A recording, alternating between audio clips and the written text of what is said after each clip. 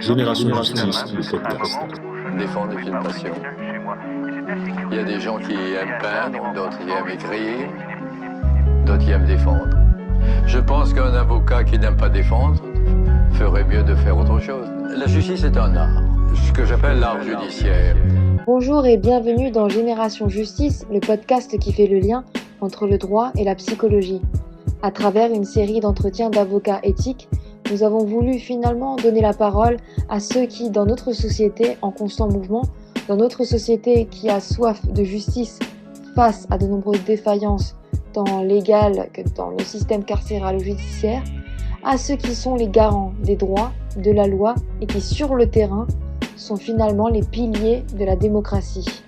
À travers des mots inspirants, à travers des mots de droit, à travers des mots de la loi, finalement, ce vers quoi on arrive, c'est à l'être humain. Nous nous retrouvons aujourd'hui dans Génération Justice avec Maître Stéphane Guesguez, avocat pénaliste et en droit public. Stéphane, nous sommes très heureux de te recevoir aujourd'hui dans notre podcast, déjà pour te découvrir un peu plus. Tu as été très au devant de l'actualité en ce moment, notamment pour des questions d'islamophobie et de protection des minorités. Et donc, la première question que j'aimerais te poser aujourd'hui, c'est au sujet de ton métier. Est-ce que c'est une vocation ?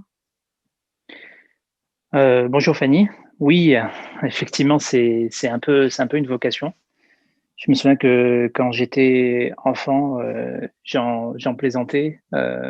Je disais souvent à ma famille que je voulais faire du droit et que j'aimerais bien défendre les personnes, trouver les moyens pour rétablir leur innocence. Après, au fil de ma scolarité,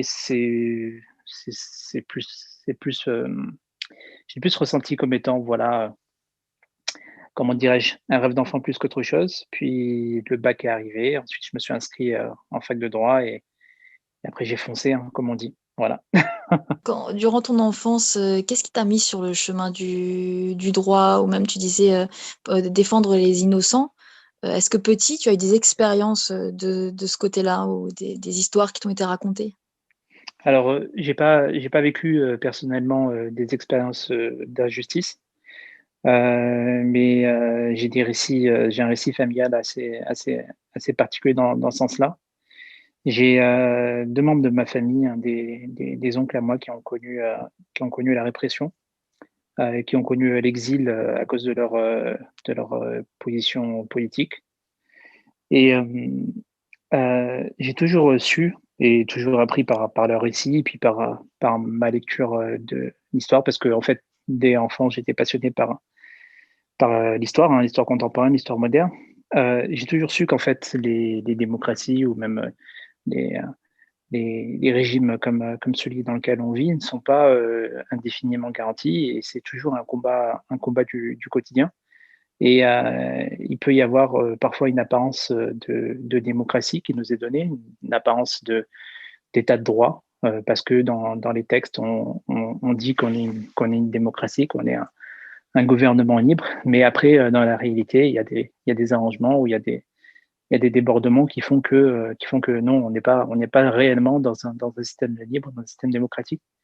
Et vraiment assez jeune, j'ai compris ça. J'ai compris que voilà, il y avait des illusions qui nous étaient portées par les récits politiques. Et puis ensuite, on se rend bien compte en avançant, en découvrant comment fonctionnent nos institutions, comment parfois l'Assemblée nationale n'est qu'une chambre d'enregistrement des décisions politiques imposées par le gouvernement.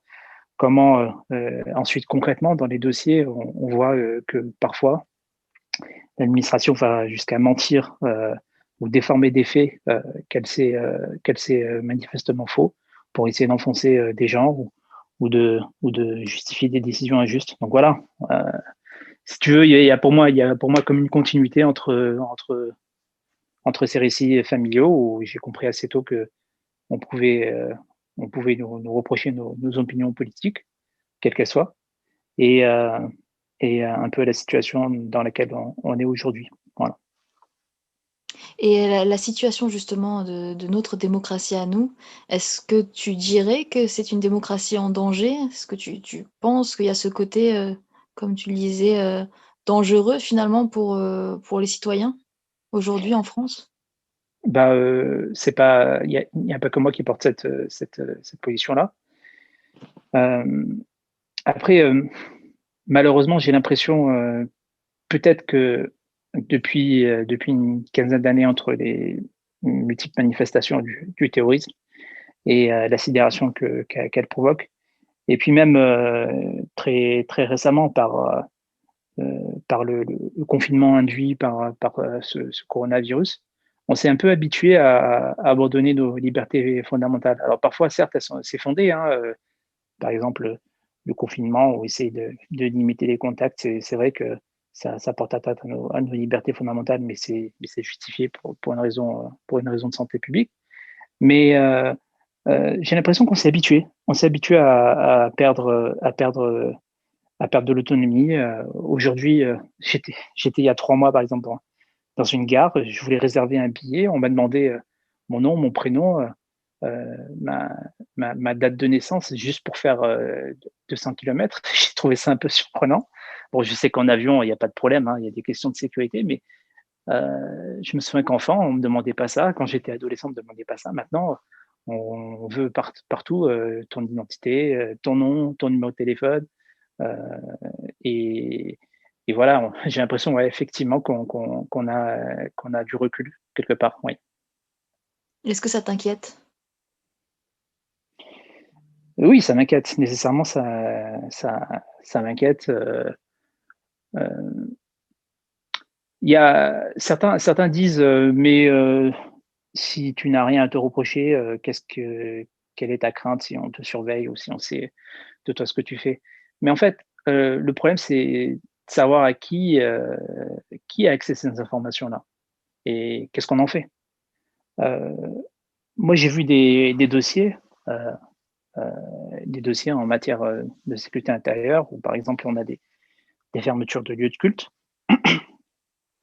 Donc, on a des mosquées qui sont fermées, hein, sur le fondement de la loi contre le terrorisme, pour soi-disant essayer d'éviter des actions terroristes. Ces mosquées-là, lorsqu'elles viennent me voir, m'expliquent, mais attendez, j'ai été invité par le préfet en 2018, ça se passait bien, pourquoi maintenant en 2020 on me ferme? Et en fait, moi, ce que je dis par là, c'est que euh, lorsqu'on va dans le fond du dossier, lorsqu'on demande les éléments, on nous sort des fiches, des notes blanches des services de renseignement qui expliquent en 2015, vous avez fait ci, en 2014, vous avez fait ça, en 2012, vous avez participé à telle manifestation, en 2018, vous avez fait ci, et en 2020, vous avez fait ça.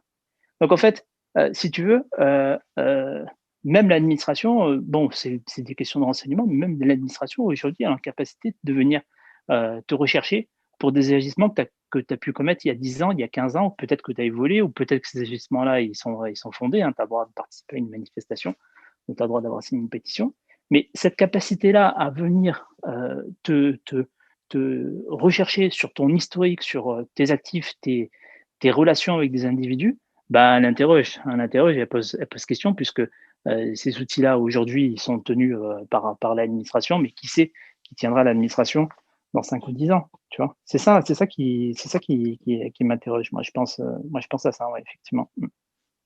On a presque parfois l'impression que la loi est instrumentalisée aujourd'hui actuellement par rapport à certaines minorités. Est-ce que toi, tu confirmerais ce constat? Euh, la loi, oui, évidemment, elle est utilisée à des fins politiques. Ça, c'est une constante dans l'histoire de France, même dans l'histoire de l'ensemble des démocraties modernes. Est-ce qu'elle vise spécifiquement une communauté?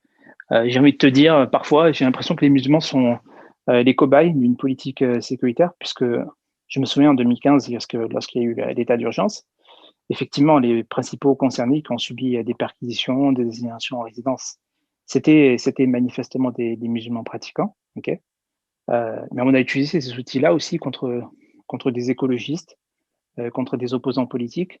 Donc, oui, il y a une spécificité effectivement dans le traitement qui est fait à la minorité musulmane, ou en tout cas aux Français musulmans en France.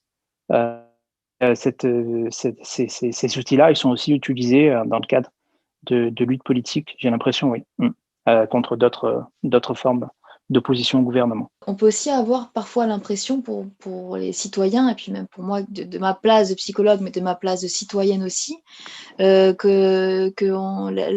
loi est devenue finalement parfois un outil pour détruire un individu. Je parlerai par exemple du cas de Idriss Samedi qui a été visé sur Twitter par un de nos ministres. Donc j'ai l'impression qu'il y a une dizaine d'années, on ne pouvait pas avoir des gens interpellés, enfin des personnes de notre ministère interpeller des citoyens, parfois même de manière violente ou vulgaire.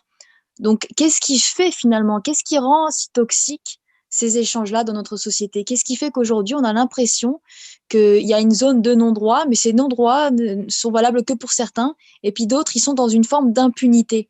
Comment, d'après toi, on en est venu, si tu confirmes ma thèse, à cette espèce d'inégalité entre les citoyens, et qu'est-ce qu'on peut faire? Alors, si tu veux, pour moi, c'est une constante. C'est pas spécifique à 2020, même si la forme qui a été prise, puisque je vois très bien à quoi tu fais référence. Je crois me souvenir qu'à l'époque, Darmanin avait carrément fait un tweet où il citait le président de Baraka City. C'est vrai que dans la forme, ça peut surprendre, mais dans le fond, il y a une constante. Pourquoi? Parce que en tout temps, les hommes politiques ont usé et abusé de leur position, de force, et derrière, il y avait des traitements qui étaient différenciés. Mais ça, c'est une constante. On le voit par exemple dans les luttes ouvrières, lorsque parfois des milliers d'ouvriers se battent contre leur licenciement dans le cadre d'une délocalisation, dans le cadre d'une fermeture d'usine. Et ben finalement, leur voix, hein, on a l'impression qu'elle ne porte pas autant que si c'était un tel et un tel politique qui lui, avait la possibilité de venir s'exprimer sur un plateau de télévision en choisissant carrément le journaliste qui allait l'interviewer. Donc ça, si tu veux, c'est une constante. Donc toujours, il y a toujours eu un traitement différencié entre ceux qui tiennent le pouvoir, ceux qui sont au pouvoir, et ceux qui le subissent d'une certaine façon. Alors qu'est-ce qu'on peut faire? Ben, en fait, il faut faire bloc. C'est pas plus compliqué que ça. Il faut faire bloc. On peut pas se permettre aujourd'hui en France de venir, alors que il y a quand même une politique qui semble manifestement dirigée contre la communauté musulmane, à savoir par l'imposition, par exemple, d'une charte des imams pour labelliser des imams comme on labellise du poulet halal. Il y a une volonté aussi de démanteler les associations qui s'est manifestée de manière particulièrement éclatante avec la dissolution de Baraka City et du CCIF. Et on ne peut pas se permettre, comme ont pu le faire certains, de choisir nos luttes et de dire telle association on va la soutenir ou telle autre on ne va pas la soutenir. Il faut faire bloc, c'est pas plus compliqué que ça. Il faut faire bloc, il faut faire union, et il n'y a que comme ça que on fera passer le message que en France, la communauté musulmane n'est pas une communauté administrée comme au temps des colonies. Parce que vu lorsque j'en discute avec certains, la façon avec laquelle le gouvernement semble vouloir décider à la place des musulmans, ça renvoie très clairement à une politique coloniale. Alors, tu parles de la politique coloniale, mais on pourrait aussi le rapporter à une période triste de notre histoire avec un grand H française, parce qu'il y a aussi pas mal de personnes de toutes les générations qui peuvent avoir l'impression que la manière dont on traite ou on tente de traiter la communauté musulmane aujourd'hui renvoie à des éléments de comment on a pu traiter la communauté juive d'antan dans la pire des périodes. Donc, on pourrait presque dire, alors ça, ce serait d'un point de vue psychologique, qu'il y a vraiment en France un malaise avec l'altérité, un malaise avec l'autre, et qu'on utilise l'autre, celui qui symbolise l'autre, comme bouc émissaire, peut-être pour que tous les regards se tournent de ce côté. Mais aujourd'hui, l'autre, en fait, c'est nous, puisqu'on est une communauté avec toutes les confessions et on est français. Comment faire finalement pour que ça devienne une cause commune et que ce soit pas quelque chose un peu de disparate, que tout le monde comprenne que ça concerne tout le monde, ce qui est en train de se passer en France, notamment ces questions de racisme, d'islamophobie et de stigmatisation? Et ben, écoute, pour moi, c'est pas très compliqué. Après, je pense que certains ont commencé à le comprendre. Euh, moi, moi, je, moi, je sais, je sais combien en France on a pris la mesure du mal qu'était l'antisémitisme, euh, euh, parce qu'il y a eu cette période sombre où le gouvernement français a quand même collaboré, hein, ça il faut le rappeler. C'était quand même les autorités françaises qui ont conduit, que ce soit des hommes ou des femmes, et aussi des enfants juifs, dans les mains de l'occupant. Ça, il faut le rappeler, il faut le dire. Et on a compris qu'effectivement, la seule façon pour lutter contre l'antisémitisme, c'était de se rappeler du passé, de se rappeler des horreurs de la France. Et c'était de faire de l'éducation et de faire comprendre qu'en France, lorsqu'on touche une personne parce qu'elle est juive, c'est la France qu'on touche directement. Et ben, ce travail-là, moi, je pense que il est également à mener à l'égard des autres communautés, sans aucune concurrence victimaire, évidemment. Euh, Pourquoi? Parce que, vous savez, on vit des temps assez particuliers. Il y a plusieurs, il y a deux blocs, moi c'est mon analyse, il y a deux blocs qui essayent de porter les Français vers des mouvements antagonistes. On a ce qu'on peut appeler l'extrême droite, mais qui est représentée jusqu'à aujourd'hui l'extrême gauche, okay, qui partage des sentiments islamophobes. Et on a de l'autre côté certains radicaux qui se revendiquent d'un islam extrême. Ok. Le but du terrorisme, c'est de diviser la nation. Ok. Il y a un objectif opérationnel qui peut être de tuer, et c'est malheureux de le dire, mais de tuer 15, 20, 50, parfois même 100 personnes, comme on a pu le voir, à Paris ou même à Nice. Mais il y a également un objectif politique. Et l'objectif politique, c'est de radicaliser les uns et les autres et de séparer la communauté musulmane de la communauté nationale. Alors, pour qu'on désamorce ce discours-là et cet effet-là du terrorisme, il faut qu'on fasse bloc, il faut qu'on fasse nation, il faut qu'on ait un discours d'unité, en faisant bien comprendre que en France, les musulmans sont une part essentielle de la République et ils ont toute leur place. Et ça, ce discours-là, malheureusement, on n'entend pas du côté des politiques. On a plus l'impression que pour eux, les musulmans sont un problème à régler par la voie administrative, par la voie pénale, par la voie de la répression. Et ça, ça n'aide pas. Ça n'aide pas, clairement. Ça n'aide pas et puis c'est gravissime parce que finalement on crée un trauma même pour les enfants qui peuvent grandir dans notre pays qui font partie de la République, qu'ils soient musulmans ou d'autres confessions, parce que finalement on est en train de construire une terre de division avec un gouvernement qui parle de l'extérieur, de quelque chose qu'ils sont en train de visiter avec ignorance finalement. Alors est-ce que toi tu aurais une solution pour qu'au niveau du gouvernement, enfin, si tu devais proposer quelque chose, ta solution pour qu'au niveau du gouvernement, déjà, il n'y ait pas cette ignorance, ce regard-là sur l'islam, parce que souvent, c'est quand même, il faut le dire, des contresens. La manière dont le gouvernement parle de l'islam et ce qu'il en fait est finalement tout à fait à l'opposé de ce que peut être vraiment un musulman républicain français qui vit sa religion. Donc, est-ce qu'il y aurait quelque chose, d'après toi, qui pourrait être mis en place d'un point de vue légal ou d'un point de vue social pour qu'on n'ait plus ces discours pétris d'ignorance, qui orientent en plus et qui divisent? Écoute, pour moi, c'est plus d'un point de vue politique que les choses doivent changer. C'est du discours politique qu'il faut avoir.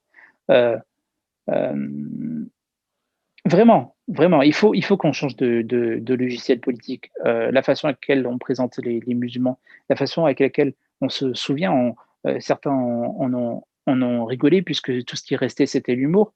Mais il y a eu, il y a quelques mois, le gouvernement, à l'époque c'était le ministère de l'Intérieur, avait expliqué quels étaient les signaux faibles ou les signaux de radicalisation. Et en fait, on avait l'impression que être musulman pratiquant, faire le ramadan ou ou avoir une pratique de la religion plutôt classique, c'était considéré comme des signes faibles de radicalisation. Ça fait passer quoi comme message? Ça fait passer un message évident qui est de dire que potentiellement chaque musulman est suspect et porte en lui des éléments de radicalisation. Et c'est gravissime. C'est extrêmement grave, puisque d'une part, il y a un risque manifeste d'aversion du stigmate chez les musulmans qui vont se dire, tu fais de la psychologie, tu dois savoir de quoi je parle, qui vont se dire, bon, puisqu'ils nous considèrent comme radicalisés, radicalisons-nous, franchement, très clairement. Et de l'autre côté, ça fait peser une suspicion généralisée chez ceux qui ne sont pas musulmans, qui vont lire dans le comportement simplement prude, pratiquant de leurs voisins ou de leurs collègues de travail, des signaux qu'il faut signaler, avec à la clé des gens qui perdent leur emploi, des gens qui se retrouvent dans des situations d'injustice manifeste.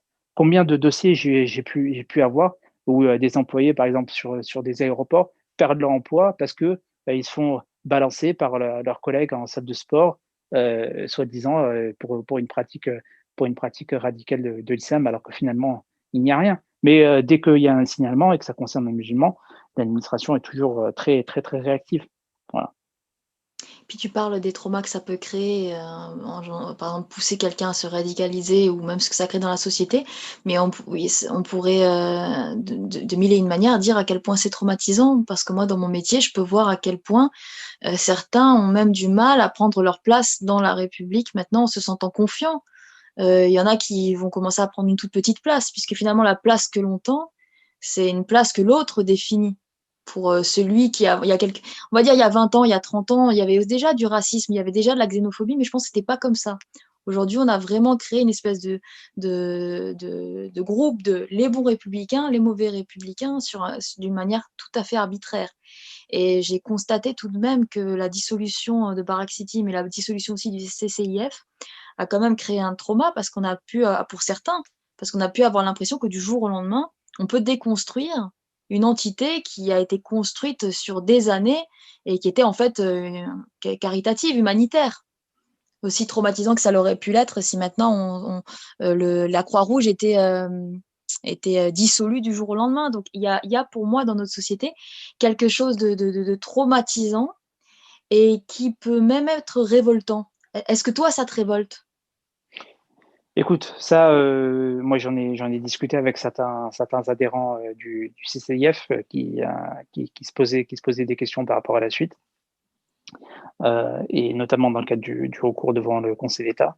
Et j'ai rappelé ce que je disais tout à l'heure sur l'objectif du gouvernement. Bon, l'objectif du gouvernement, il est simple. Sur sa route, se trouver contre sa politique de la fameuse loi sur le séparatisme des associations musulmanes.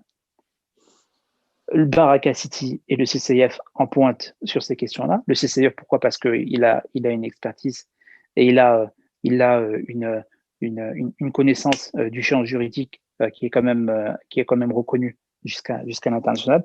Et Baraka City par rapport à sa popularité dans le champ musulman. Qu'est-ce qu'il s'est dit? Il s'est dit, je vais profiter, malheureusement, il faut utiliser les bons termes, hein, profiter d'un effet d'aubaine et décider de prononcer la dissolution de ces deux associations. Ça, c'est l'objectif opérationnel, ok, d'une certaine façon, encore que il y a des recours qui sont pendants sur ces deux associations que je représente. Les associations, elles n'existent plus, ok. Mais il y a un autre objectif, l'objectif politique, qui, malheureusement, il faut le dire, a été atteint. C'est ce que tu disais tout à l'heure. Il y a une sidération dans la communauté musulmane. C'est-à-dire que les gens, aujourd'hui, se disent, même si on prend position pour des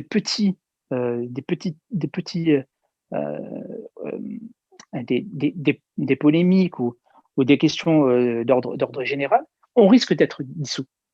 Ça, c'est le message que le gouvernement a voulu faire passer. C'est-à-dire que potentiellement, n'importe quelle association, elle pourrait être dissoute. Moi, quand je vois et quand je lis les justifications qui ont été données pour prononcer la fermeture d'une mosquée ou la dissolution d'une association, en fait, on pourrait les utiliser pour n'importe quelle structure musulmane. Pourquoi? Parce qu'à chaque fois, c'est quoi comme raisonnement qui est utilisé?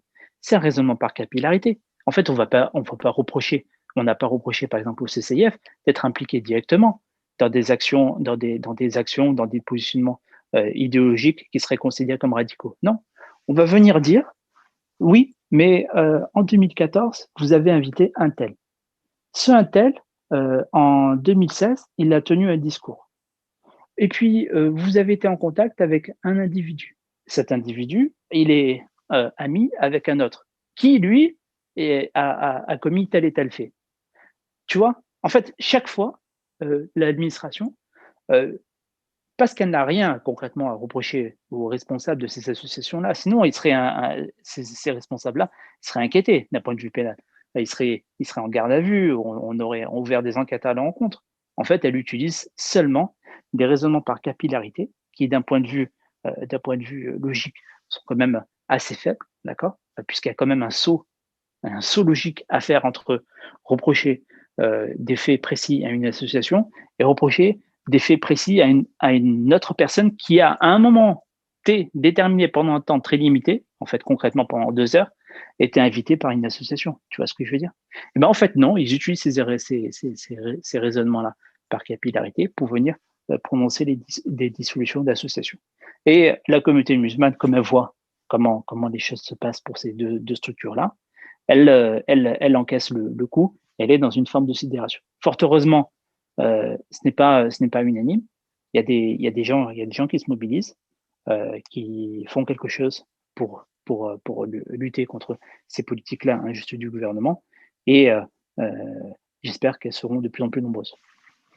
Et quand on entend finalement l'institution, c'est comme quand on dit la justice, l'administration, on a l'impression que c'était une espèce d'entité nébuleuse, mais finalement, cette entité nébuleuse, elle est faite d'hommes, avec un grand H, qui prennent ces décisions, qui se regroupent et puis qui instrumentalisent. Alors, pour toi, c'est quoi le problème? Est-ce que c'est une question de politisation? Est-ce que c'est une question de névrose? Est-ce que c'est une question de pathologie, de psychologie, d'injustice? Qu'est-ce qui se passe pour que l'administration, le système judiciaire puisse se conduire parfois de cette manière-là? Alors, j'ai pas de réponse puisque je suis pas dans leur esprit. Mais moi, je vois évidemment un objectif politique évident qui est de taper, puisqu'on sait que si on se positionne un peu sur l'extrême droite, ben, potentiellement on va faire le, le buzz, on sera au centre de l'actualité. On l'a vu avec Darmanin pendant toute la séquence de dissolution d'associations. Et après, pour le reste, j'ai pas sincèrement plus de réponses que ça. Je pense qu'ils sont dans une vision à court terme où ils se disent que tant qu'il y a des résultats politiques à obtenir, il faut foncer, il faut y aller. Mais derrière tout ça, ils sont en train de fracturer la nation parce que lorsqu'on posait la question de savoir chez les musulmans quelle association les représentait le mieux, ben, c'était pas le CFCM ou une autre structure, c'était celles qui ont été dissoutes. Et donc toi, tu es avocat, mais tu as aussi, derrière l'avocat, il y a aussi l'homme. Ce que tu vis, ce que tu défends, ce que tu vois aujourd'hui de la société, quelles émotions ça te donne?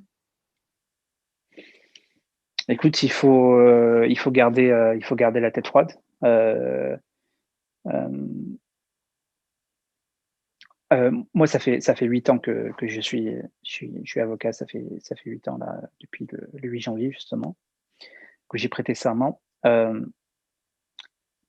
Ça fait 8 ans que je vois des formes d'injustice qui se répètent, qui se renouvellent et qui prennent assez souvent les mêmes formes, des questions de jalousie qu'on va déguiser, par une prétendue forme de radicalisme ou simplement des règlements de compte entre des individus pour des questions parfois pécuniaires, pour des petites questions de somme d'argent.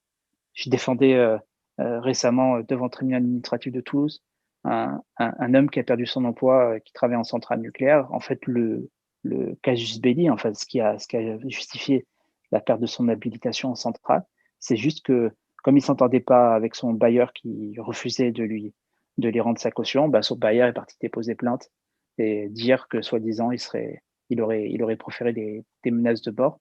La justice a classé sans suite, mais comme il y avait cette trace dans les fichiers de police, Et bon, ils ont estimé que c'était nécessaire. Heureusement, la justice administrative derrière n'a pas validé cet argument-là. Il a pu retrouver son travail. Donc ça va.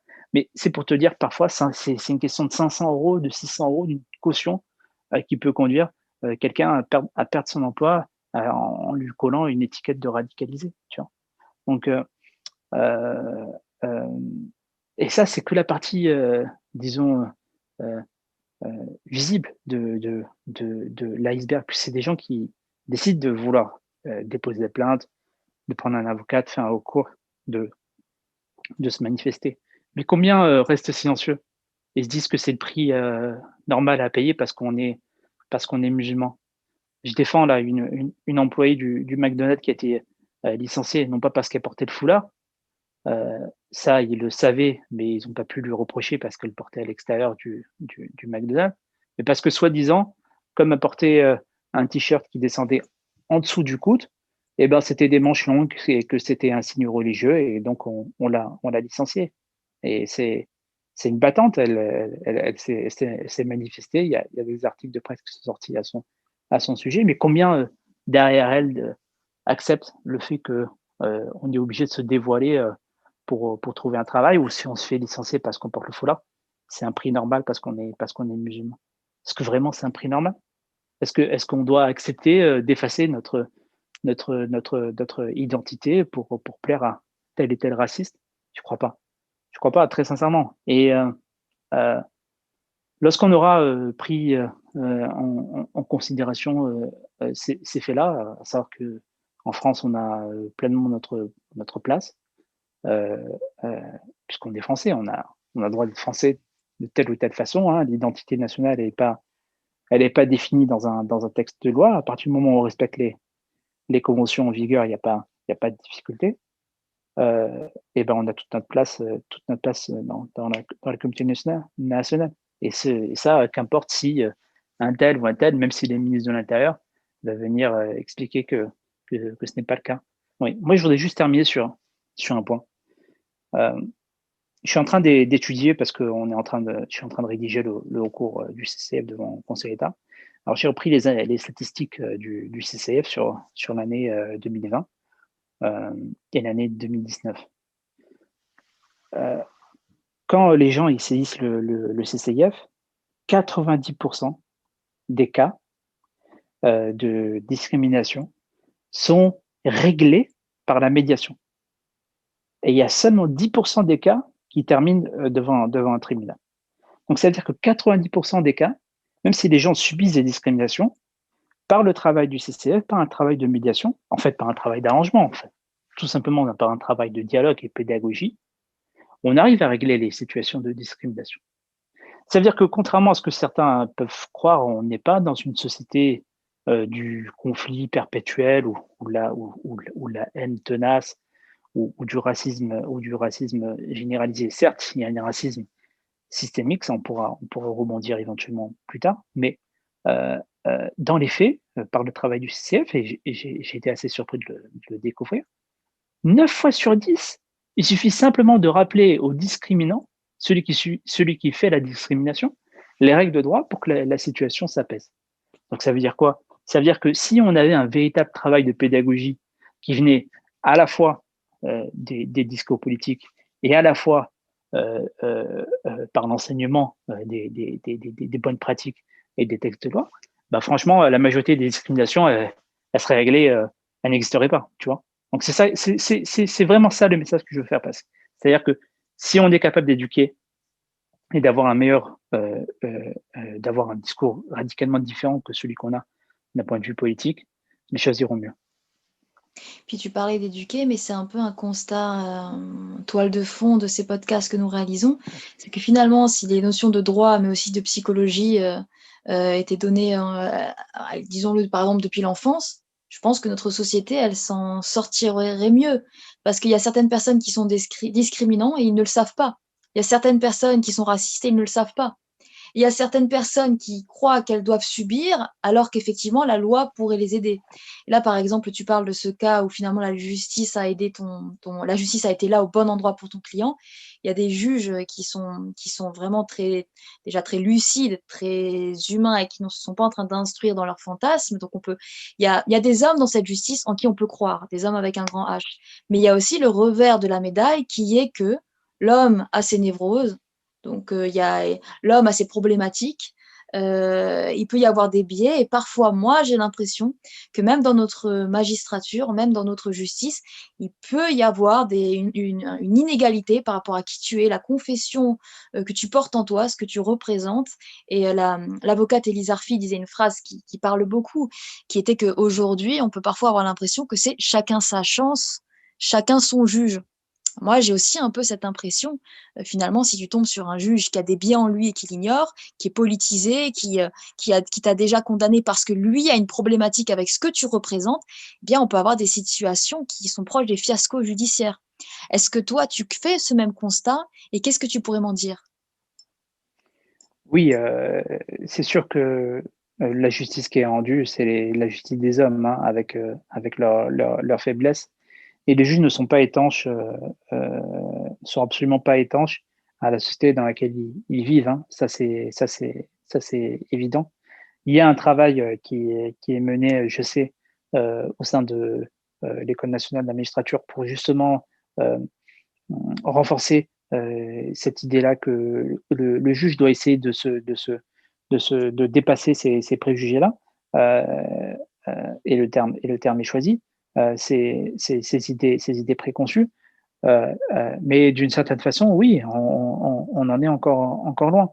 Après, il n'y a que, pour moi, hein, il n'y a que l'œuvre du temps et il faut le dire, une présence un peu plus importante de la diversité dans le corps de la magistrature qui pourra peut-être, d'une certaine façon, faire changer les choses. Après, euh, il est aussi là, notre rôle, nous, en tant que conseil, en tant qu'avocat, c'est de recontextualiser les choses, rappeler certains biais qui précèdent des décisions qui sont injustes. Moi, j'hésite pas à le dire, hein, dans les quelques procès que j'ai pu citer, qu'il y avait nécessairement un biais raciste. Qu'est-ce qui fait que pourquoi lui on décide de le qualifier de salafiste juste parce que son bailleur a déposé plainte contre lui sur des faits qui sont matériellement inexacts. C'est parce qu'il s'appelle euh, Mohamed ou Ahmed ou Ali, tu vois. Donc ça, il faut le dire, il faut oser le dire, il faut oser rappeler la réalité, la réalité des choses. Et voilà, il y a que comme ça qu'on va y arriver. Oui, certes, certains magistrats ont leurs préjugés, pas tous. Moi, je pense pas que on puisse faire le pari d'une justice qui serait gangrénée par Racine. Il y a des dysfonctionnements, il y a des choses pour lesquelles il faut se manifester. Il faut clairement dire lorsque les choses ne vont pas. Il faut oser le dire. De nombreux citoyens, mais aussi avocats, notamment Maître Vergès, et puis Dupond-Moretti aussi l'a dit en ces termes à lui, qu'aucun d'eux n'aimerait faire face à la justice, parlant de la justice un peu comme des griffes qui t'en serrent. Alors pour ma part et par rapport à ce à quoi me donne mon métier dans plusieurs pays accès, donc j'ai pu voir plusieurs personnes faire face à cette justice d'un côté ou d'un autre, ceux qui l'instruisent ou ceux qui y font face. Et donc déjà j'ai l'impression effectivement que c'est selon celui qui va instruire, bah, tu peux avoir la meilleure des justices et te dire qu'on est dans une société qui va bien, où la justice est bien rendue, la justice est répare. Puis tu peux avoir l'impression que la justice, tout d'un coup, est celle qui détruit, celle qui distribue les rôles du coupable et de l'innocent. Donc, en fait, tu peux basculer dans son pire et dans son meilleur à tout moment. En tout cas, si on se fixe sur ce qu'avait dit Maître Vergès dans son temps, il ne faisait pas confiance à la justice. Alors, est-ce que toi, tu fais confiance à la justice? Et deuxième question, est-ce que tu dirais que nous sommes tous égaux face à notre justice?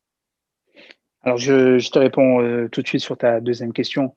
Non, on n'est pas tous égaux face à la justice pour une raison très simple, c'est que Il y a des statistiques qui ont été menées. Hein. Je pense notamment à la Ligue des droits de l'homme, où il me semble même que le MRAP avait travaillé sur cette question-là, notamment dans la justice pénale, dans la justice des comparutions immédiates, utiliser cette forme de procédure qui permet de juger quelqu'un directement à l'issue de sa garde à vue pour l'envoyer en prison. Et on avait statistiquement la démonstration que si on était immigré ou fils d'immigré, on avait, je crois, 3 ou 4 fois plus de chances de finir en prison si on subissait cette procédure-là que une personne qui n'aurait pas ces origines-là étrangères. Donc oui, il y a une constante. Il y a statistiquement des manifestations de cette forme de racisme, notamment, je pense à la justice pénale. Après, sur la première question, je te réponds, est-ce que j'ai confiance en la justice? Si tu veux, c'est pas une question de foi ou de conviction. La justice, elle est ce qu'elle est. La justice, elle n'est pas elle n'est pas unique, elle n'est pas rendue par un seul magistrat. Elle est rendue par une diversité. Parfois, on a des résultats qui sont positifs. Quelquefois, on a des résultats qui sont négatifs. Mais moi, je me place pas dans une logique de conviction ou de croyance ou de foi à l'égard de la justice. Elle est une voie de recours utile dans le cadre de procédures administratives, dans le cadre de procédures judiciaires. C'est celle que j'emprunte, c'est celle qu'offre mon métier, et j'en arrête là. Si tu veux, j'ai pas de conviction particulière. Je n'ai pas à répondre à la question est-ce que je crois ou je ne crois pas à la justice. Voilà. Et dans l'exemple que tu as cité tout à l'heure de la jeune femme qui portait des manches jusqu'au coude et qui a été pointée du doigt, on a l'impression à cet endroit-là qu'on touche finalement à la liberté de la femme, d'avoir envie de mettre des manches longues ou non. Donc, quelque part, il y a une intrusion dans le choix et dans la liberté d'une femme. Là, ça prend la couleur de la question de la religion, mais il y a une cause commune dans ce que tu me racontes, qui est la liberté de la femme de se vêtir ou de se dévêtir comme elle le veut dans le cadre de nos lois françaises. Est-ce que toi, tu as l'impression qu'en ce moment, on fait face à une société de plus en plus liberticide? Est-ce qu'on fait face à une société de plus en plus liberticide? Je ne suis pas le seul à le dire. Hein, dans le champ politique ou dans le champ judiciaire, je suis pas le seul à constater qu'effectivement, une à une, nos libertés sont touchées, sont restreintes, sont limitées.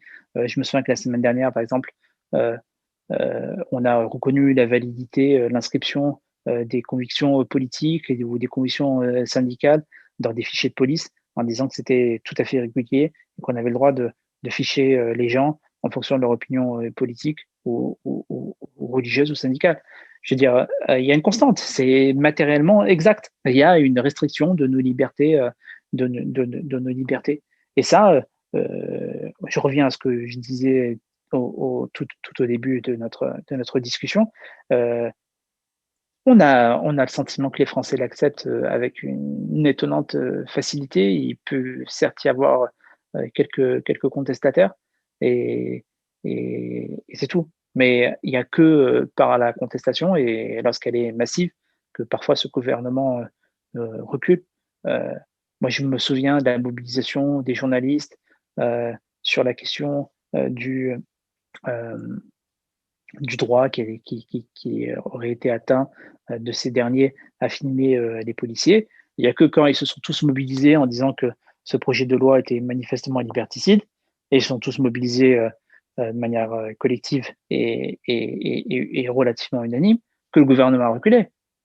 Et il a reculé, le gouvernement. Donc ça veut dire quoi? Ça veut dire que ce gouvernement-là, mais toute forme de pouvoir travailler fonctionne de la même façon, ne reconnaît que le rapport de force. Et ce n'est que si le rapport de force est en sa défaveur qu'il est prêt à reculer.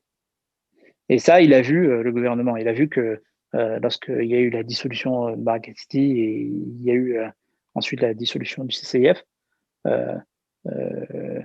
D'une certaine façon, pas beaucoup se sont mobilisés. Je sais qu'après, oui, il y a eu une vraie mobilisation par rapport à la dissolution du CCF. Il y a le syndicat des avocats de France, par exemple, qui s'est mobilisé, qui a contesté cette dissolution, la LDH, Amnesty International, Human Rights Watch, d'autres organisations, d'autres groupements. Mais certains ont été un peu plus muets lorsque ça concernait Baraka City. Ça, c'est plutôt dommage. Et je pense que ça peut s'expliquer aussi par la psychologie. C'est parce que finalement, on n'en a pas fait une cause commune. Et qu'on est tellement, on a dans les discours médiatiques et politiques, il y a tellement de la division aujourd'hui que parfois certains se sentent protégés de l'autre côté de la barrière et ils comprennent pas que ça tourne très vite et que très rapidement on peut être propulsé à la place du coupable, même si on est tout à fait innocent. Donc, je te rejoins tout à fait sur ce que tu viens de dire. Et puis peut-être aussi, je rajouterais qu'on a parfois besoin de révolte et qu'effectivement, la révolte associative, mais aussi les révoltes en prenant sa place, voilà, par la loi, par le droit, par la parole, en fait, c'est extrêmement important et que chaque voix compte puisque c'est les voix qui créent finalement la masse et une masse qu'on entend. Stéphane, j'aimerais que nous revenions un peu à toi et à donc ta personnalité. Est-ce que tu penses que ton histoire a impacté ton caractère et ta manière de te battre aujourd'hui dans ton métier? C'est une psychologue qui pose cette question. Je pense que la réponse est évidente. C'est oui, bien sûr. Moi, je n'ai pas connu en tant que tel la, la discrimination. En tout cas, si je l'ai connue, elle a plutôt été particulièrement discrète. J'ai pas eu le sentiment dans mon enfance que j'ai vécu ces discriminations-là à titre personnel. Par contre, j'ai été vraiment imprégné par le récit des autres, par leur histoire propre, les récits historiques, certains penseurs noirs, notamment en Amérique. Je pense à Malcolm X. Je pense aussi aux mouvements décoloniaux, à la lutte de décolonisation qu'ont pu mener les Algériens, les Tunisiens, les Marocains ou tous les autres peuples qui se sont révoltés contre la colonisation. Et ça m'a touché et ça m'a appris comment parfois des systèmes comment les systèmes de domination fonctionnent, comment on a pu traiter certains parce qu'ils étaient noirs ou parce qu'ils étaient arabes ou parce qu'ils étaient d'une autre confession. Je l'ai dit tout à l'heure, l'histoire aussi de la Shoah et la façon avec laquelle on a déshumanisé les Juifs, mais pas que les Juifs, les Tziganes, mais également d'autres minorités, la façon avec laquelle on les a ôté leur identité, comment on les a tués, comment on a mis en place cette politique systématique d'éradication et comment surtout on l'a légalisé. On revient au droit. Comment on a donné un caractère légal à cette façon-là. Je me souviens, j'avais eu cette discussion avec mon professeur d'histoire-géographie. On parlait de la colonisation en Palestine, on parle de la colonisation en France et on a parlé également de la colonisation française, je voulais dire, et on a également parlé du régime nazi et il me faisait remarquer qu'effectivement, les lois nazies, c'était des lois. C'est-à-dire qu'il y avait un système judiciaire qui a validé ça. Il y a une procédure démocratique, enfin, avec l'apparence de la démocratie qui a validé ces processus-là. Et lorsqu'on met en place, lorsqu'on met en relief ces questions-là, lorsqu'on met en relief, par exemple, le code de l'indigénat, il y avait bien un code qui traitait de manière discriminante les Français des indigènes, des musulmans qui vivaient en Algérie.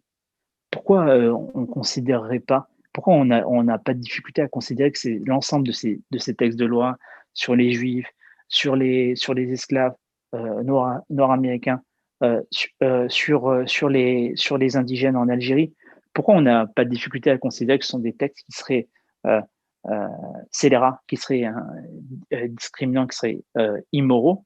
Pourquoi aujourd'hui on ne pourrait pas se dire que telle ou telle législation tend également à atteindre des objectifs qui sont immoraux? Quelle différence on a? Aucune, strictement aucune. C'est toujours des lois des hommes, c'est toujours des décisions qui sont prises par des hommes qui parfois ont des manifestations racistes évidentes ou qui portent atteinte à telle et telle liberté fondamentale. On a le droit de le dire. On a le droit de dire qu'effectivement certaines législations en France portent atteinte aux libertés fondamentales. Je voudrais rappeler par exemple sur la loi du 15 mars 2004, on ne s'est jamais posé la question de savoir si l'interdiction du foulard, en termes statistiques ou en termes même psychologiques, si elle avait apporté quelque chose, si elle avait apporté si elle avait permis à des jeunes femmes de mieux se construire avec cette loi d'exclusion ou pas. Et moi, j'ai le sentiment qu'au contraire, cette loi de 2004, elle a ouvert une brèche dans notre législation et elle a permis à certains de justifier leur racisme et leur discrimination. Je me souviens en 2014, un des tout premiers cas de burkini, avant qu'on en reparle sur la Côte d'Azur, c'était à Paris, dans une petite ville de la Couronne qui s'appelle Vissou. Le maire dont le père, le maire de la ville, hein, dont son père était un ancien militaire qui a travaillé en guerre d'Algérie, comme quoi tout se lie, hein, tout se répète, avait pris un texte pour interdire aux femmes voilées de venir participer à Vissou-Plage. C'était un espace de loisirs où les enfants pouvaient se baigner, etc. Donc, elles n'avaient même pas le droit de rentrer avec leur foulard dans le parc. Et bien, lorsqu'on a fait le recours pour contester la décision du maire, il était venu se justifier avec cette loi de 2004. Il avait dit non, mais c'est la loi de 2004, la loi sur la laïcité. Or bon, textuellement, évidemment, c'est pas valable. Hein. La loi de 2004, elle concerne que les écoliers, mais elle a été utilisée comme un instrument juridique qui légaliserait aux yeux du maire. Bon, ça n'a pas marché, évidemment, on a obtenu gain de cause, mais qui légaliserait aux yeux du maire cette discrimination. Donc, lorsqu'on dit que la loi de 2004, elle a ouvert une brèche et elle a plus renforcé les discriminations que apaiser les relations au sein de l'école, eh ben ça correspond à une réalité, voilà, tout simplement.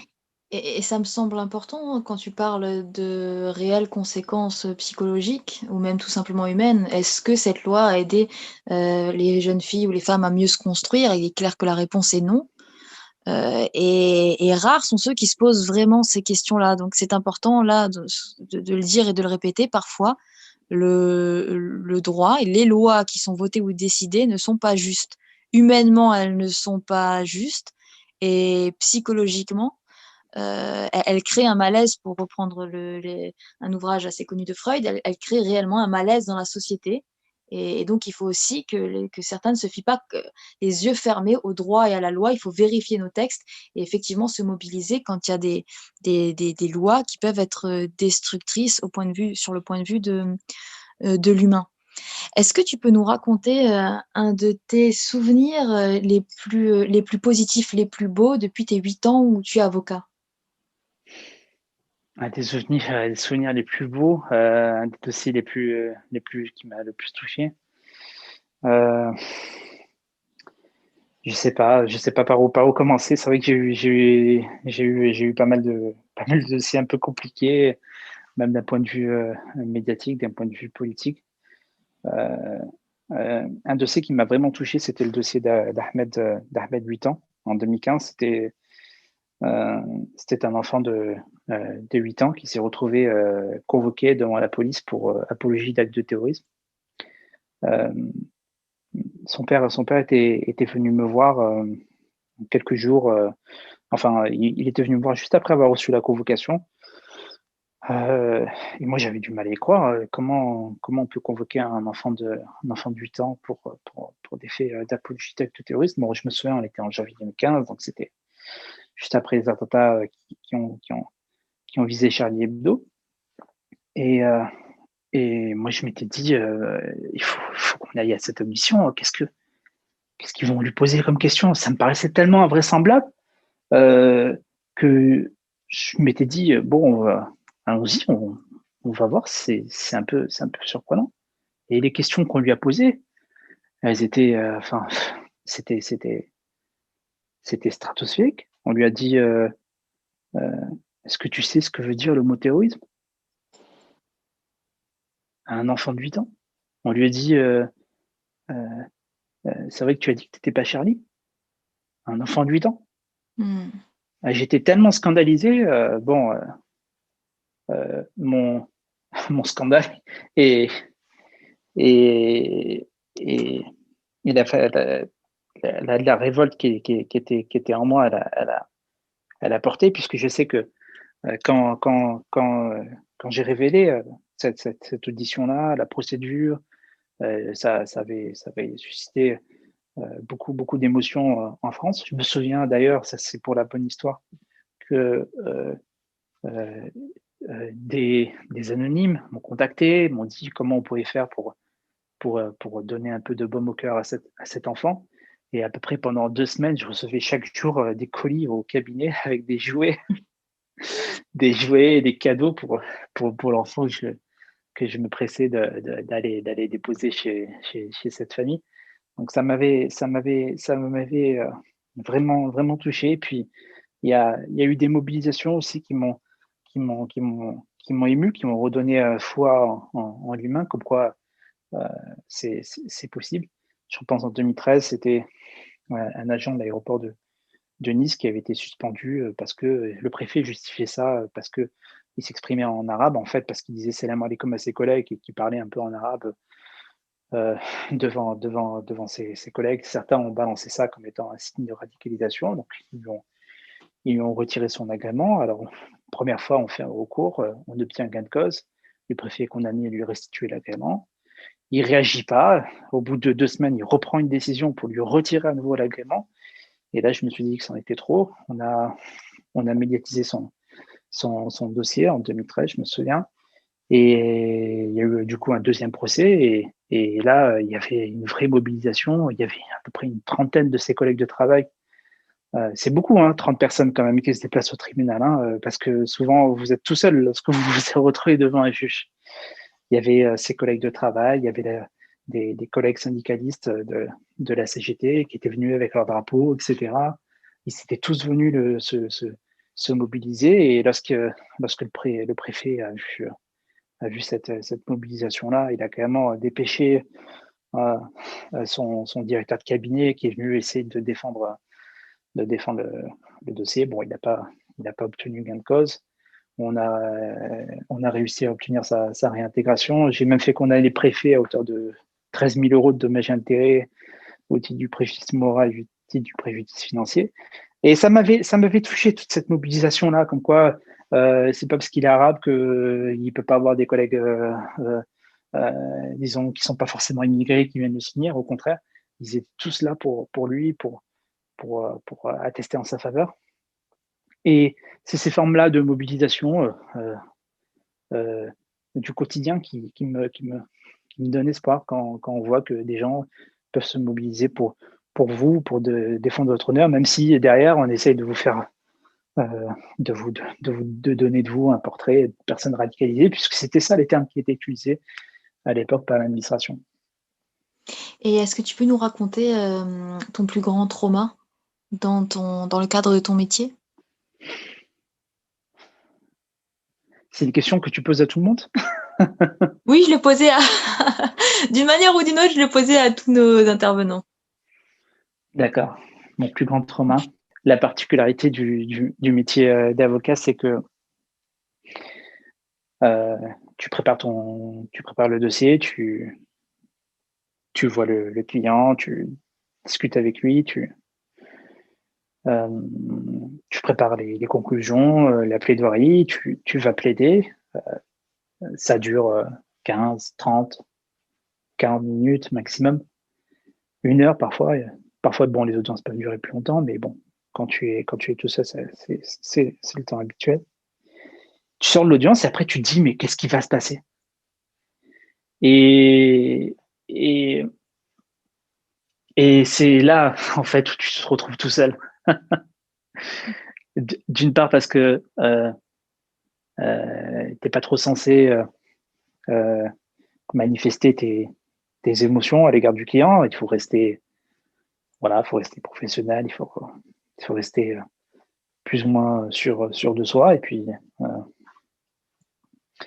Et après, tu rentres chez toi. À la fin de la journée, tu te demandes est-ce que ça va marcher? Est-ce que les arguments vont faire mouche? Et parfois, tu t'en perds le sommeil. Parfois, pendant 2-3 jours, tu y penses et tu as le sommeil troublé. Et ensuite, quand arrive la date du délibéré, le jour où doit être rendue la décision, pareil, pendant 2-3 nuits avant de te coucher ou au milieu de ton sommeil, tu te réveilles, tu penses au dossier, tu te dis est-ce que j'ai pas oublié quelque chose? Est-ce que j'aurais pas dû rajouter un point particulier ou pas que j'aurais pu louper? Et ça te travaille. Et bon, lorsque tu as une décision positive, la pression baisse immédiatement. Mais si la décision elle est négative, parce que parfois ça peut arriver malheureusement, parce qu'on ne maîtrise pas tout, bah tu t'en veux. Et oui, ça arrive. Ça arrive. C'est pas des émotions qui sont très très très très agréables. Alors bon, avec le temps on comprend où ça a pêché, où est-ce qu'on a pu se louper. Et voilà. Mais parfois, oui, effectivement, on peut être traversé par ce genre d'émotions. Tout à fait. Toujours au sujet des émotions, est-ce que tu dirais que tu portes de la révolte en toi? Alors moi, je suis quelqu'un de plutôt apaisé. Mais oui, je porte de la révolte en moi. C'est fort possible. En tout cas, je suis content d'avoir trouvé par ce métier-là la façon peut-être la plus noble de donner à certains la possibilité de mieux se défendre et de retrouver leur innocence. Et vraiment, il n'y a pas plus grande satisfaction pour moi que de réussir à retourner un dossier où initialement la personne partait perdante. Et pour travailler vraiment sur ces questions de radicalisation depuis plus de 8 ans, bien souvent c'est le cas. C'est-à-dire qu'on lui colle une étiquette à telle ou telle personne, à telle association, telle ou telle structure. Le combat a l'air perdu, mais c'est peut-être lorsque les matchs sont les plus difficiles que lorsqu'on met le but, ça devient une victoire encore plus grande. Donc après, je suis d'un naturel plutôt, en tout cas par la façon à laquelle je peux m'exprimer ou quoi, je suis d'un naturel plutôt apaisé, mais lorsqu'il faut élever la voix ou dénoncer, je réponds présent. Voilà, si je peux répondre à ta question. D'où te vient ton côté apaisé? En fait, mon côté apaisé, je ne sais pas si c'est le bon terme, mais bon, je pense que peut-être tu as réussi un peu mieux à cerner ma personnalité avec cette conversation d'un peu plus d'une heure.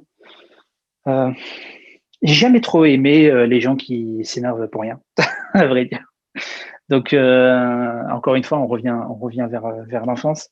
Je me souviens qu'il y avait certaines personnes de mon entourage qui manifestaient leur opinion ou leur émotion de manière un peu trop véhémente. Puis moi, j'ai compris que c'était plus dans le raisonnement, dans l'argumentation, qu'on arrivait à obtenir raison et à obtenir que l'autre en face change d'avis. Donc bon, je suis pas un partisan du marteau-piqueur, disons. Et est-ce que tu dirais mais plus du judo, si tu vois de quoi je parle. Oui, je vois très bien les questions de judo et même de différents sports. Donc, je comprends effectivement, et puis ça se voit même dans cet entretien que tu as un côté, comme tu le dis toi-même, apaisé. Est-ce que tu dirais que tu portes de la tristesse en toi? Non, de la tristesse, j'ai dépassé le stade de la tristesse depuis un bon moment.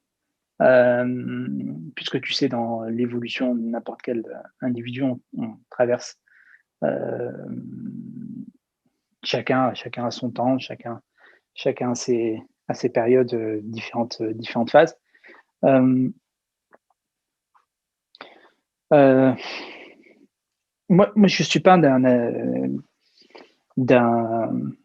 d'un tempérament idéaliste en croyant que tout va bien dans le meilleur des mondes.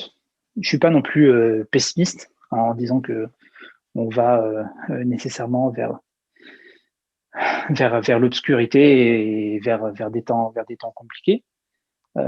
J'essaie d'être entre les deux, un juste milieu, réaliste sur les temps troubles qu'on est en train de traverser, sur les atteintes qui sont faites à nos idéaux, sur les discriminations qu'on subit de manière parfois systémique, puisqu'il y a il y a quand même une construction politique du racisme qu'on peut pas dénier. Hein. Il y a des études sur ces questions-là, donc il y a pas de difficulté à le dire ou à l'affirmer.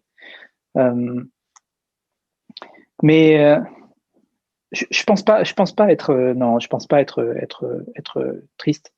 Je pense qu'il y a des choses à faire. Tant qu'on a, tant qu'il y a de la vie, il y a de l'espoir. J'ai envie de te dire, tant qu'on peut se battre hein, par les voies légales euh, euh, ou même par sa propre voix, euh, en portant son opinion et,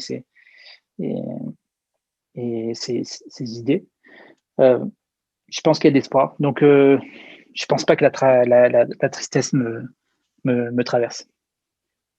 Donc apaisé, sans tristesse et dans l'espoir. C'est un beau mental du coup que tu nous décris de toi.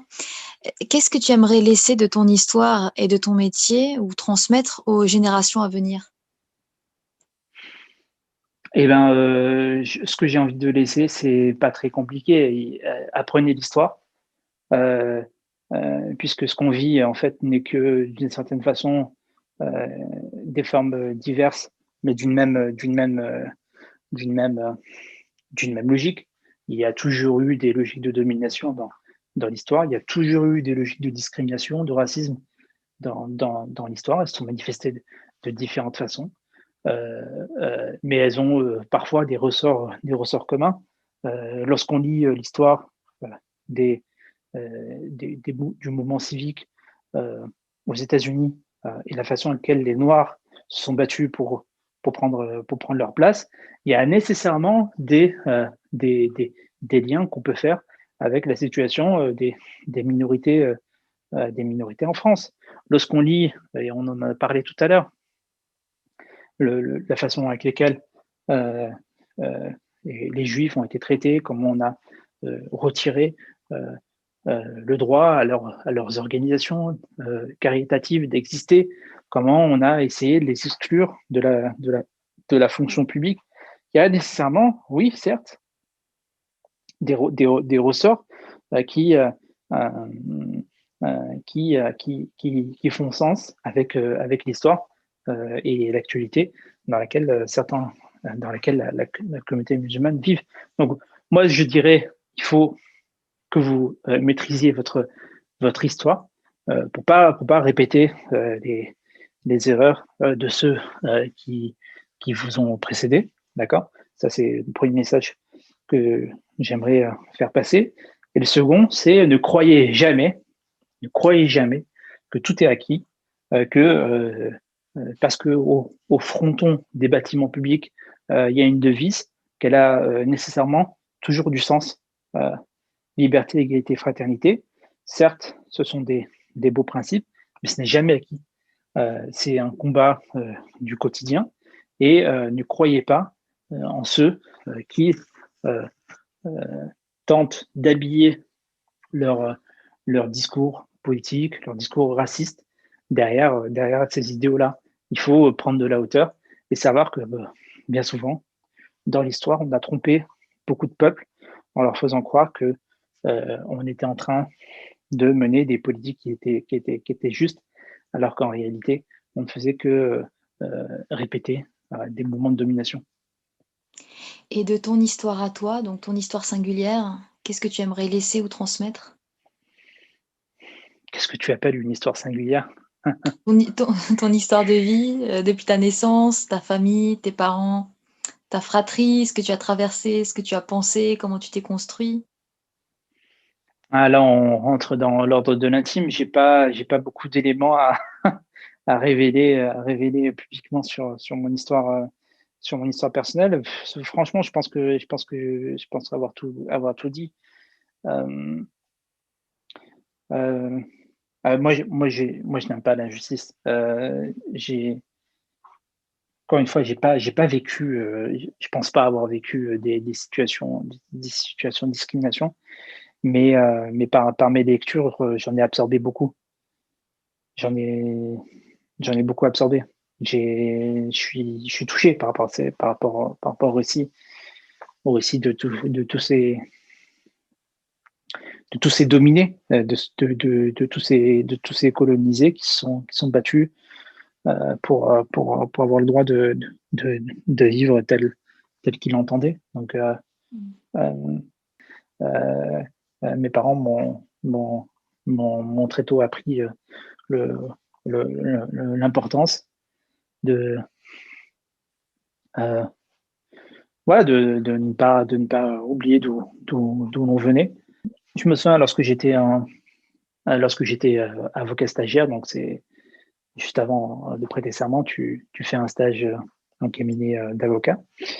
Euh, je m'étais engagé euh, dans un cabinet, donc il m'avait proposé un stage de 6 mois. Et je me souviens donc c'était un maître de stage, c'était à Cannes ici, hein, dans les Alpes-Maritimes, sur la Côte d'Azur. Bon, c'était plutôt intense. Et à l'époque, je devais avoir 22 ans. Ouais, c'est ça, 22, 23 ans, quelque chose comme ça. Et je me souviens que parfois, il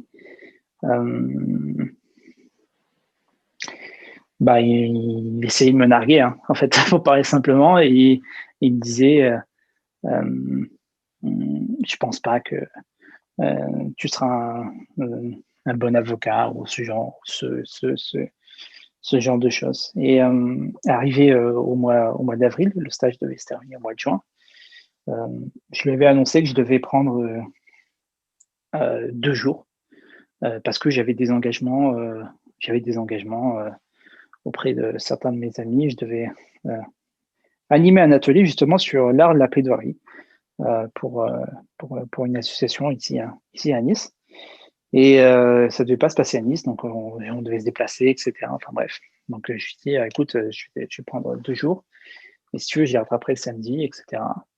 Alors lui, il voulait pas trop et tout. Bon, moi, j'ai tenu tête. Alors je suis parti faire la formation. Et quand je suis revenu, il m'a dit, ben, tu prends tes affaires et ciao.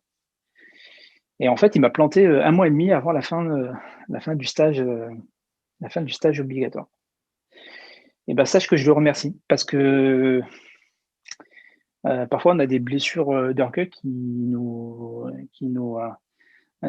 orientent plus qu'autre chose. Puisque quand je suis sorti de son cabinet, bon, quand même, il m'a fallu 1 ou 2 jours pour valider la chose. Entre-temps, j'ai réussi à retrouver un autre cabinet pour terminer et valider ma formation. Je me suis dit, ben, je suis pas plus bête que lui, hein. Moi aussi, je peux m'en sortir. Et du coup, dès que j'ai eu mon diplôme d'avocat, quelques mois plus tard, donc j'avais 24 ans. En fait, j'ai refusé de travailler pour qui que ce soit et j'ai ouvert mon propre cabinet directement en sortie d'école. Et voilà, donc parfois on a des blessures narcissiques, je ne sais pas si le terme est approprié. En tout cas, des gens qui veulent essayer de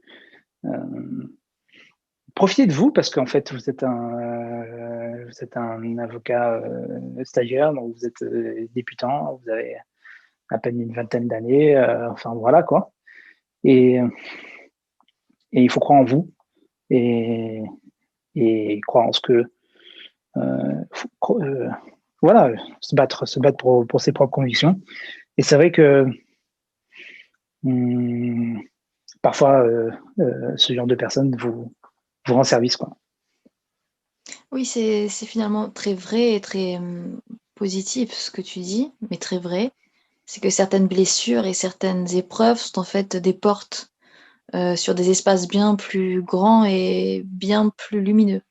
Donc, je te remercie d'avoir partagé ce bout de ton histoire qui me semble inspirant et important. Et on arrive aux 3 dernières questions de notre entretien qui sont aussi un peu sur ce fil. Donc, qu'est-ce que ton métier t'a appris sur les hommes? Eh ben, pas des belles choses, hein, si je peux me permettre.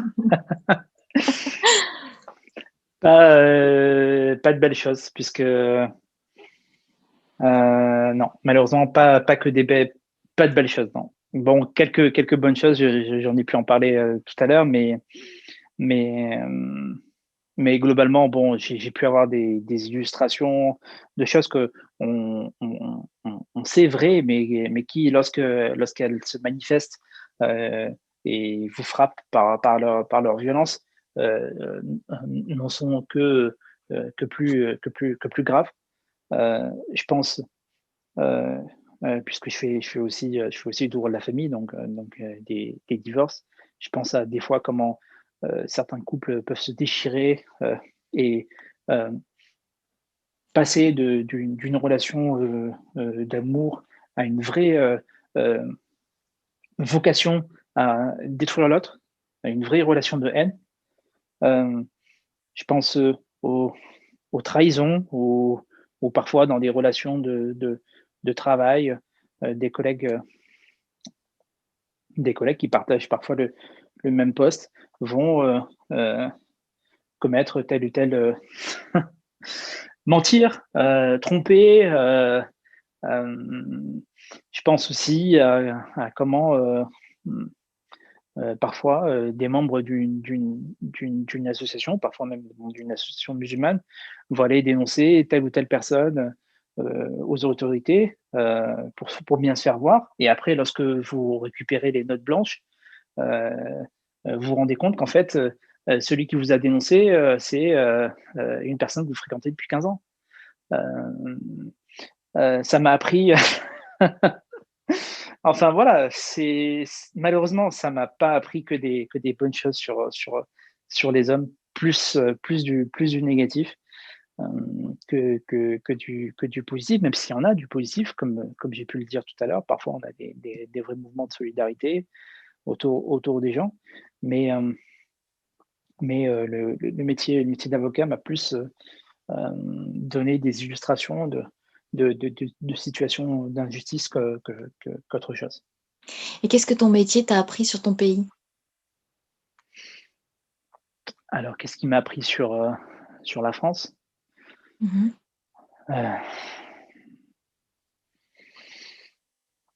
Euh, il m'a appris que, quand même, d'une certaine façon, la justice sait se montrer indépendante, puisque je pratique le droit public. En fait, le droit public, qu'est-ce que c'est? C'est le droit des relations entre les administrés et l'État. Donc, souvent, mes adversaires, c'est soit le ministre de l'Intérieur, soit le ministère de la Justice, soit le ministère de la Défense, le ministère de l'Écologie, etc. Donc, c'est quand même l'État, d'une certaine façon. Et bien, malgré ça, lorsqu'on a les bons arguments, on arrive à ce qu'un juge fasse condamner l'État. Donc, ce qui est quand même plutôt pas mal. Donc, c'est rassurant sur le niveau d'État. Moi, par exemple, j'ai réussi à faire condamner l'État pour une perquisition qui avait été menée en 2015 dans un restaurant en Île-de-France. D'ailleurs, c'est une bonne illustration de l'islamophobie d'État, puisque cette perquisition, c'était le restaurant PPG, Pepper Grid. La préfecture de Seine-Saint-Denis donc la police qui avait mené la perquisition avait détruit des portes en présence des clients, alors que le gérant s'était proposé d'ouvrir les portes, etc. Ils avaient tout défoncé au bélier, enfin bref. Donc à l'issue, on avait demandé réparation pour le préjudice moral et le préjudice matériel consistant à la dégradation. Encore, la préfecture avait refusé. Du coup, lorsqu'on allait devant le tribunal administratif, donc contre le ministère de l'Intérieur, la préfecture était venue justifier la perquisition en disant que tout compte fait, il y avait quand même intérêt à faire la perquisition parce que c'était quand même un restaurant halal qui servait à des musulmans et en plus il y avait une petite salle de prière pour les employés. Donc il y avait quand même des raisons manifestes de penser que ce lieu était fréquenté par des radicalisés. Donc en clair, ils étaient venus dire, bah, c'est un restaurant musulman, donc il y a quand même un risque sécuritaire. Bon, si ça, c'est pas du racisme d'État, il faut m'expliquer qu'est-ce que c'est. Si on vient expliquer que parce que c'est un restaurant qui est tenu par les musulmans, bah, il faut le perquisitionner. Et en plus, il est fréquenté par des musulmans, et en plus, il y a une salle de prière, enfin bref. Et c'était écrit noir sur blanc dans le recours. Bah, malgré ça, il y a quand même un tribunal qui est venu dire que non, c'était pas une façon de faire. Et on a pu obtenir un peu plus de 15 000 euros, je crois, pour ce restaurateur au titre du préjudice moral. Donc voilà, donc oui, il y a quand même une touche d'espoir puisque la justice, parfois, c'est se montrer indépendante. Parfois, c'est plus compliqué. Je pense à la matière pénale où là, par exemple, on va défendre beaucoup plus difficilement des personnes qui sont issues d'une immigration. Je parlais tout à l'heure des comparaisons immédiates. Là, on sent très vite lorsque l'individu est présenté, il arrive dans le box, on lui retire les menottes.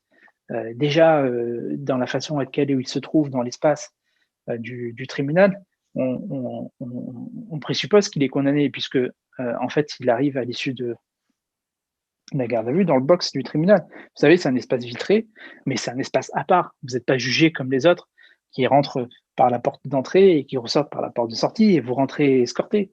Vous rentrez après 48 heures de garde à vue, vous avez une sale mine, vous n'êtes pas douché depuis 2 jours, vous n'êtes pas changé non plus, vous êtes fatigué, on vous a interrogé, vous avez vécu vous avez passé la nuit dans des conditions assez déplorables. Hein.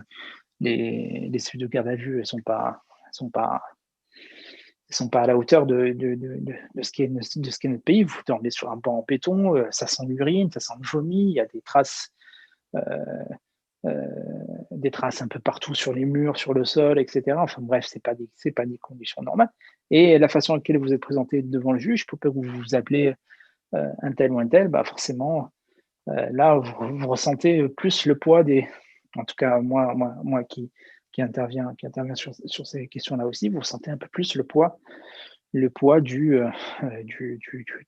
préjugé et de certaines formes de racisme qui traversent l'État. Oui, ouais. Donc voilà. Donc il y a ces deux côtés-là, disons. Et qu'est-ce que ton métier t'a appris sur toi?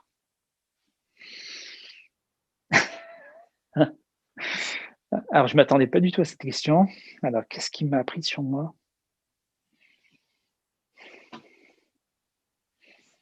Eh bien, en fait, qu'est-ce qui m'a appris sur moi? Je ne sais pas quoi dire. Mais peut-être ce qui m'a appris sur moi, c'est que j'ai vraiment trouvé ma vocation et que il n'y a pas beaucoup de métiers où je pense on rumine autant et on est tout le temps en train d'essayer d'affiner certaines positions, certains dossiers. Enfin, il n'y a pas de temps mort dans ce métier-là. Et c'est vrai que qu'est-ce qui m'a appris sur moi? Peut-être cette envie de pas lâcher, d'être déterminé, d'être appliqué dans le travail mené. Cette volonté que j'ai, voilà, de partir d'un dossier compliqué pour aller vers un résultat positif. Je pense à Baraka City, hein, notamment, puisque la situation n'était pas